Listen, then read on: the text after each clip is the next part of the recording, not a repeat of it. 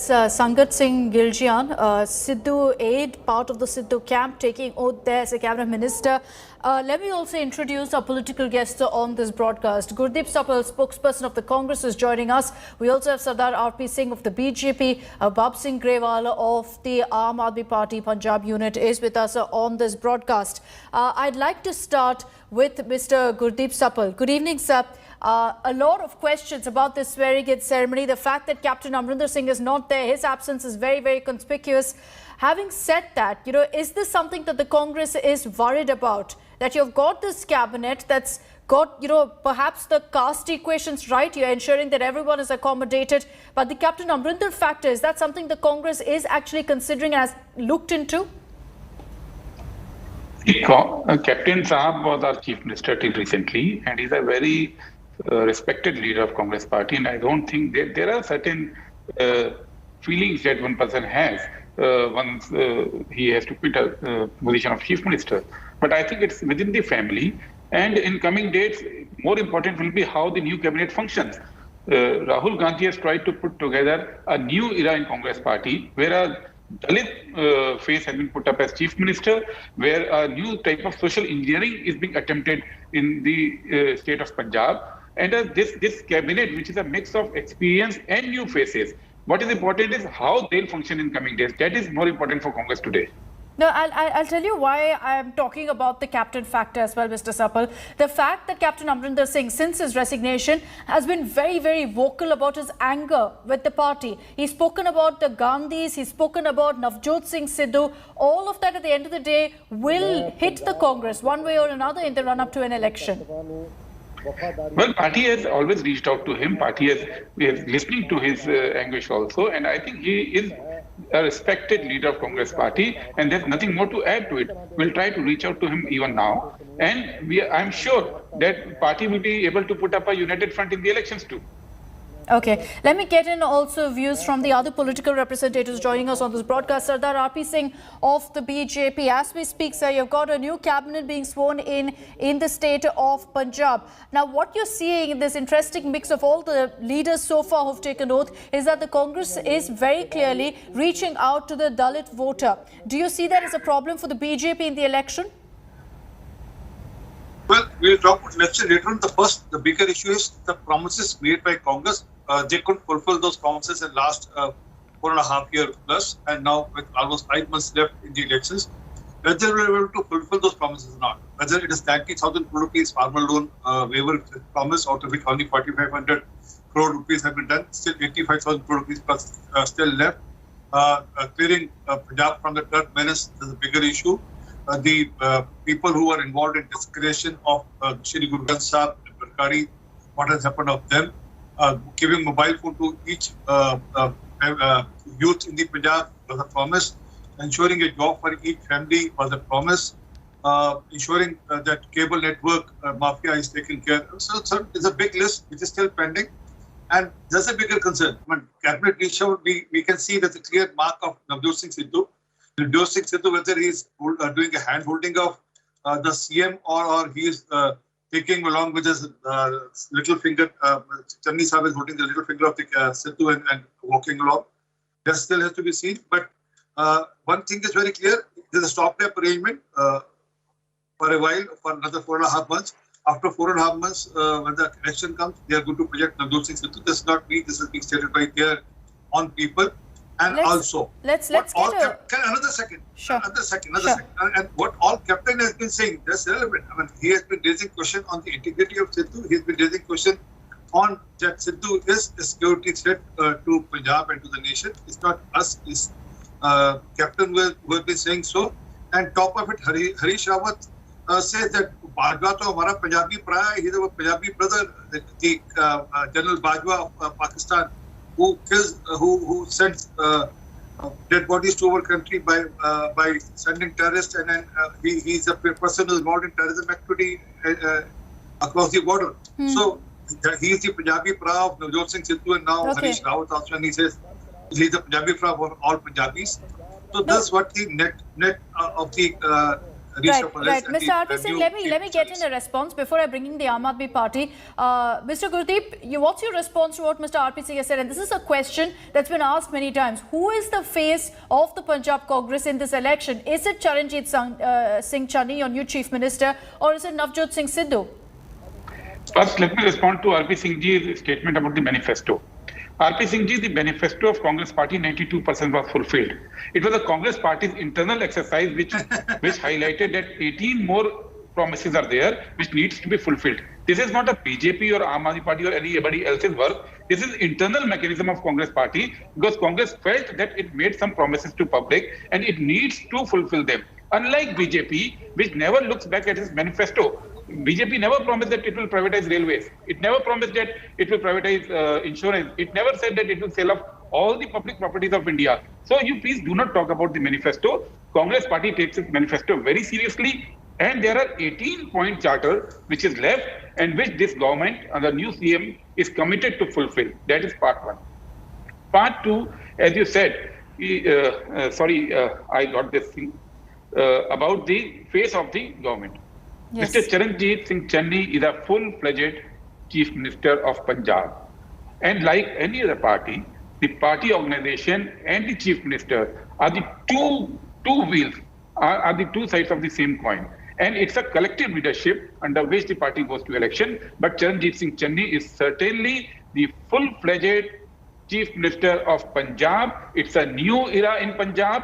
Punjab, where a Dalit face has been put up. In Punjab, we hope that this new phase will bring about change which is historic, which is unprecedented, which Punjab soil, Punjab land has been waiting for centuries to happen. It's not a simple thing that we are talking about. Please let us not forget that 1/3 of the population of Punjab is Dalit, and first time this Dalit population has got a chief minister, and that is more important. So you're saying the Congress is ensuring adequate representation of the Dalit community that's so far been neglected and ignored in Punjab. Let me get in opening comments also from the Punjab Aam Aadmi Party. Abab Singh Grewal is joining us on this broadcast. Mr. Grewal, this formation now of a cabinet under Charanjit Singh Channi, do you see it as a move, as the Congress pointed out, for better governance to ensure that the people of Punjab benefit, or is it for politics in the run-up to an election? Well, despite all the talk, two names stood out. Number one, Rana Gurjeet has been made a minister, who openly took over the sand mafia in 2017 and had to lose his ministry because of that. So he's been brought back in. So that's a clear signal to the sand mafia that he's still in charge. Second, Mr. Vading has been on record saying that arranging drugs during the election won't be a problem. So he's been made a minister. So there goes the sand mafia and the drug mafia. As far as the symbolism of it is concerned, well, we won't go too much into that because for a 100-day government, they had to wait for 100 hours. Mr. Channi had to go to Delhi for 4 times. And now they basically try to strike a balance between all the different groupings of the Congress, be it Captain Amrinder Singh group, be it Sidhu group, or be it the other groups, Mr. Jakhar or the Vyant Singh group. So basically, this is a tightrope walk where they're trying to please everybody, and they're trying to just make a very big deal out of the symbolism that this is basically they've brought in a huge change. The way Mr. Sidhu has been. Right, Mr. Grewal, the point that you made on Rana Gurjeet, I want an answer quickly from the Congress. I'll come back to you, Mr. Grewal. This is a point that's being brought up time and again about Rana Gurjeet, someone who within the Congress itself, leaders have said you shouldn't be inducting him in the cabinet. Mr. Gurdeep Sapal, how do you defend something like that? How do you justify someone's induction in the cabinet when there are serious allegations against him? Yes, there were allegations against Rana Gurjeet Singh. Who took action? It was Congress Party. A judicial inquiry under Justice J.S. Narang, who was a retired High Court Justice, was instituted. That judicial inquiry took place. It gave clean chit to Rana Gurjeet Singh, and now he has been brought back. Unlike Aam Aadmi Party, which only knows how to make allegations, Congress took cognizance of the allegations, got an inquiry done, and saw to it that the person was acquitted. When he was acquitted, not saw to it, when he was acquitted, he has been reinstated. Aam Aadmi Party has a habit of raising issues without leading them to the logical consequences. The entire existence of Aam Aadmi Party was based on CWG scam.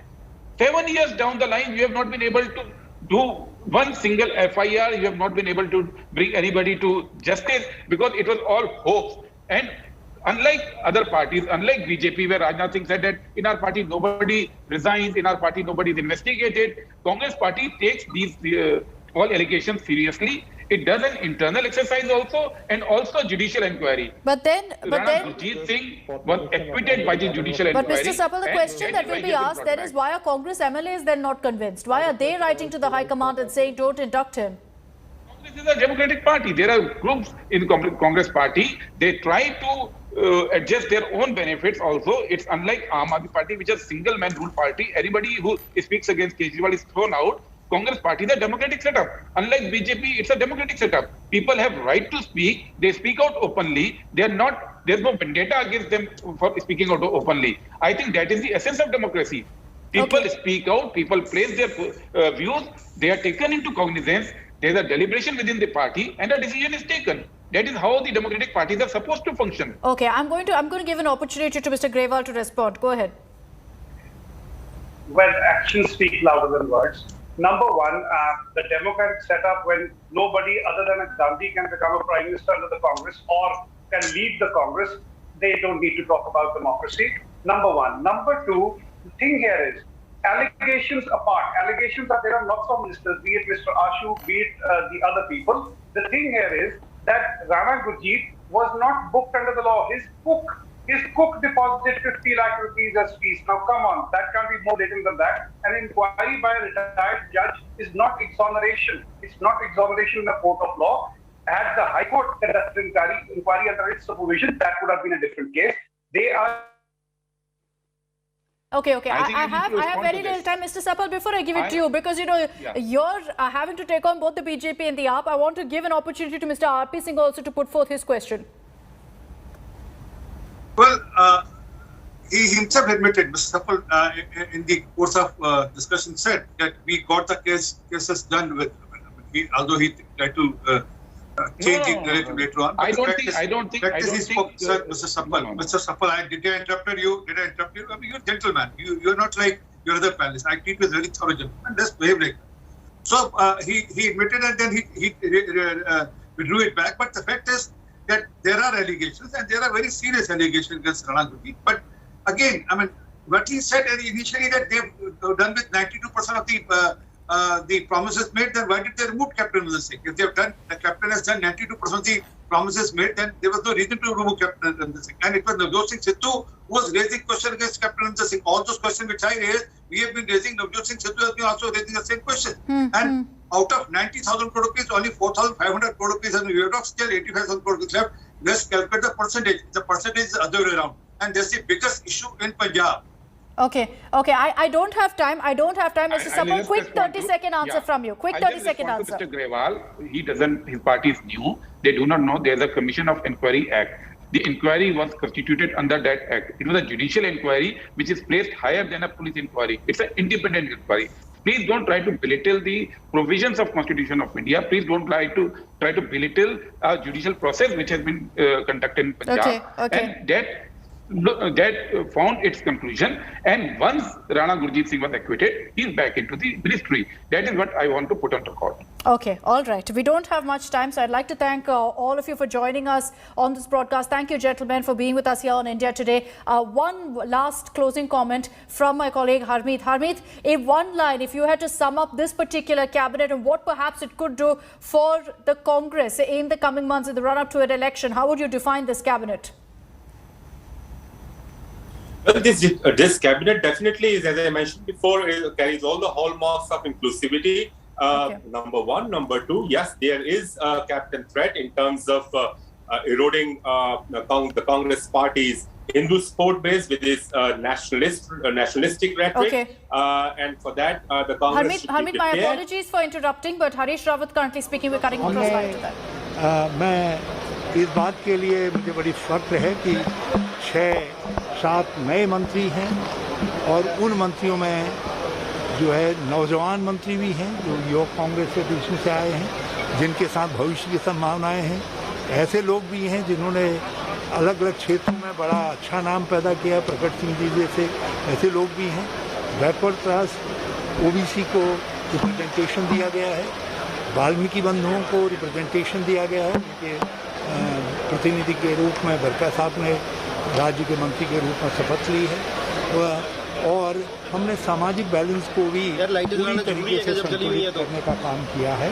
तो ये एक प्रकार से बड़ा संतुलित मंत्रिमंडल है और ऐसा कहीं कुछ नहीं है। कुछ क्षणिक बातें होंगी भी तो मना लिया जाएगा, रास्ता निकाल लिया जाएगा।